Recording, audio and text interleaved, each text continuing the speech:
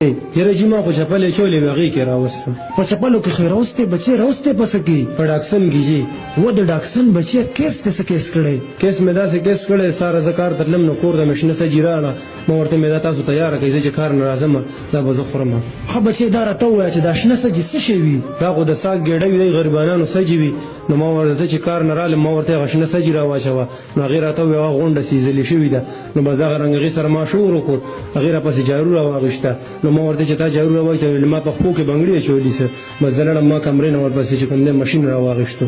د وخت کاکې په نه څه خبره باندې مشین راخلي حیران به دیم چې دا پښتانه په کم طرف روان دي. ښه بچې دا راته ووایه چې دا مشین روسیې وکړو نو نه جي دی زړوکو وینځنو مشینو زړوکو وینځلو مشین چې د راواغېشتو بیا دې څه وکړل؟ بس بیا مې غونډ زړوکو د کور چې کوم زړوکو وه مې غونډ وینځله.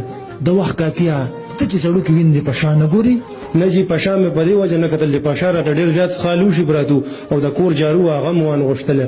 نو که په شا مې کتې بیا به مې ورسره دغه کار م کولو. ښه بچې دا راته ووایه ته ټول لوښي وینځې زړوکې وینځې په تا ښځه دومره زوروره ده؟ نه جي زورور را باندې نه ده. ما ورته مې ته په ما باندې زورور تا ته ما ویلو خو که تا نه زه یېرېدی نه. دا راته ووایه بچې لوښي مې دې وینځل هر څه در باندې د کور کار در باندې ښځې وکړو بیا مې در باندې پرچه کټ کړي. کومه پرچه یې در باندې کټ کړي؟ یاره جي ما باندې خو انګلیش پرچه کټ کړې وه. ښه بچې دا راته ووایه په دې ټایم کې ډېر زیات خلک ګوري د حکومت نه څه مطالبه کوي بچې؟ بس حکومت نه خو ما دا مطالبه ده چې ما عمري قید کړي چې دې زړوکو وینځنو نه او دې لوښو نه او دې جارو نه زه لږ خلاص شم. د وخت کاکې په کم عمر کې واده کوي بیا چل نه ورځي؟